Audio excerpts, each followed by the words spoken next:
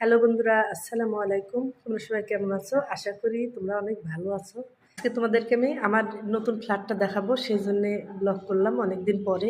তো এতদিন তো সিলেটে ছিলাম, তোমরা সবাই জানো। আমি চলে এসেছি রাজশাহীতে, কারণ আমার মা মারা গেছে।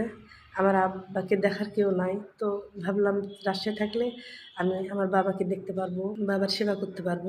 কারণ সিলেটে যখন ছিলাম তখন আমার মা যখন মারা যায়, আমার মায়ের মরা মুখটাও আমি দেখতে পাইনি। সেজন্য তখনই আমি ঠিক করেছি আমি আর সিলেটে থাকবো না, আমি রাজশাহীতে সেটেল হয়ে যাব। তো রাজশাহীতে আমি সেটেল হয়ে গেছি। দেখো আমার বাসাটা পুরাটা তোমাদেরকে দেখাবো।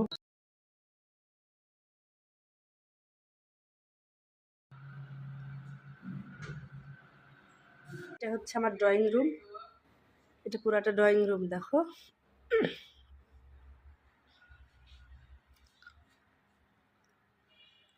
এটা আমার বাবার রুম।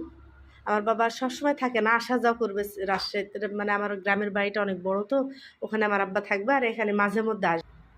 বাবার রুমের সঙ্গে দেখো কত বড় একটা বারান্দা। এই বারান্দায় আমার বাবা মানে এখানে চেয়ার নিয়ে বসবে, বসে পুরা মানে সবাইকে দেখতে পাবে। সেজন্য এই রুমটা আমার বাবার জন্য আমি করলাম, পছন্দ করলাম যে এই রুমটা আমার বাবা নেবে, আর এই রুম থেকে আমার বাবা সব কিছু দেখতে পাবে। মেন রোডের পাশে এটা হচ্ছে তোমার 12তলা টাওয়ার, আর আমরা 2তলা ফ্ল্যাট নিলাম। সিলেটে যে বাসায় থাকতাম সে বাসা তো অনেক ছোট ছিল, 2 রুমের বাসা ছিল, তো অনেক ছোট ছিল। আর সিলেটে অনেক দূর রাজশাহী থেকে, যেহেতু আমি রাজশাহীর মেয়ে, সেজন্য আমার আত্মীয় স্বজন সিলেটে কেউ মানে সহজে যেত না। এটা আমার ডাইনিং রুম।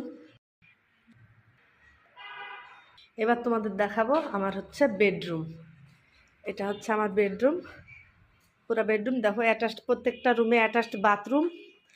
আর এই যে আমার এটা হচ্ছে অ্যাটাচড বাথরুম সঙ্গে 3টা রুম, 3টা রুমের সঙ্গে একটা করে বড় বারান্দা আছে। দেখো এই যে আমি কাপড় মেলে দিলাম এখানে। এটা হচ্ছে আমার ঘরের সঙ্গে অ্যাটাচড বারান্দা আর একটা বাথরুম।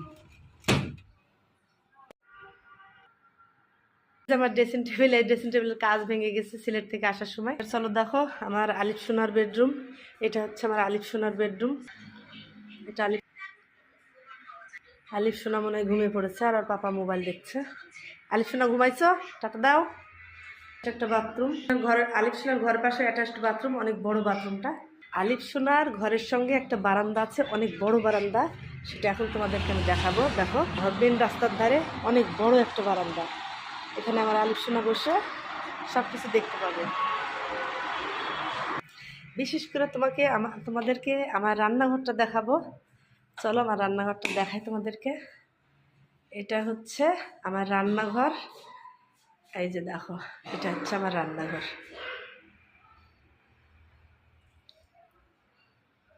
তো আমার রান্নাঘরটা আমার নিজের মতো করে আমি সাজিয়েছি। রান্নাঘরটা অনেক বড়, রান্নাঘরটা সিলেটের রান্নাঘরটা ছোট ছিল, এটা অনেক বড় রান্নাঘরটা। আমার পুরো ফ্ল্যাটটা তোমাদের কেমন লাগলো অবশ্যই আমাকে কমেন্টে জানাবা। আরেকটা কথা না বললেই নয়, আমার মায়ের জন্য তোমরা সবাই দোয়া করবা। আজ এ পর্যন্ত সবাই ভালো থাকবা। টাটা।